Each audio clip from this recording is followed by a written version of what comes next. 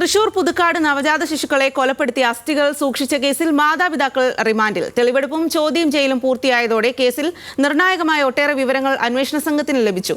2 കുട്ടികളുടെയും അസ്ഥികൾ ഇന്ന് പോസ്റ്റ്മോർട്ടത്തിനും കൂടുതൽ ശാസ്ത്രീയ പരിശോധനകൾക്കും വിധേയമാക്കും.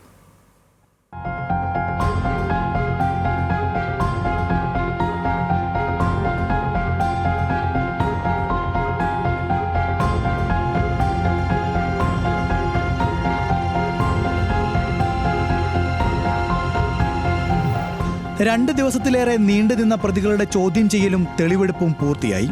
സ്വന്തം കുട്ടികളെ ശ്വാസം മുട്ടിച്ച് കൊലപ്പെടുത്തിയെന്നും മറ്റാരും അറിയാതെ മറവ് ചെയ്തെന്നും പ്രതികൾ കുറ്റം സമ്മതിച്ചു. പ്രതികളെ കോടതി റിമാൻഡ് ചെയ്തു.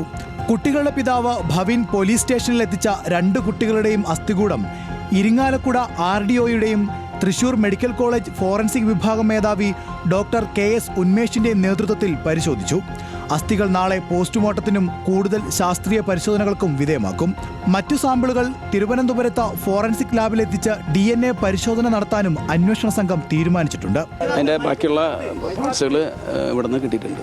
അതിൻ്റെ ബാക്കി നടപടി ചെയ്യുന്നുണ്ട്. അതിന് ഇൻക്വസ്റ്റ് കാര്യങ്ങൾ നടന്ന് ഇപ്പോൾ പോകണം. അതിന് അടുത്ത സൈറ്റിൽ പോകണം. അതെ ഇനി ഫർദർ നടപടികളുണ്ടാവും. കുട്ടികളെ കൊലപ്പെടുത്തിയെന്ന് പറയുമ്പോഴും കൊലപാതകം നടന്നു എന്ന് ശാസ്ത്രീയ പരിശോധനകളിൽ തെളിയിക്കാനാകുമോ എന്ന സംശയം അന്വേഷണ സംഘത്തിന് മുന്നിലുണ്ട്.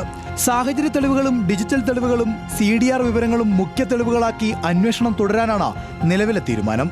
ശിശുക്കളുടെ ചിത്രങ്ങളും ദൃശ്യങ്ങളും സൂക്ഷിച്ച അനീഷയുടെ ഫോണും ഭവിൻ നശിപ്പിച്ച മൊബൈൽ ഫോണും കുറ്റകൃത്യം നടന്ന സമയത്തെ ഇരുവരുടെ സംഭാഷണങ്ങളും വീണ്ടെടുക്കാനും പോലീസ് ശ്രമിക്കും.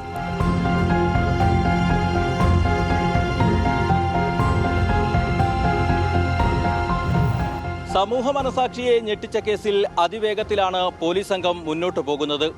ശാസ്ത്രീയ പരിശോധനാ ഫലങ്ങളും സാഹചര്യ തെളിവുകളും നിർണായകമായ കേസിൽ ചില സംശയങ്ങൾ ബാക്കിയുണ്ട്. എങ്കിലും വേഗത്തിൽ കുറ്റപത്രം സമർപ്പിച്ച് പ്രതികൾക്ക് അർഹമായ ശിക്ഷ വാങ്ങിച്ചു നൽകാമെന്നാണ് അന്വേഷണ ഉദ്യോഗസ്ഥരുടെ ആത്മവിശ്വാസം.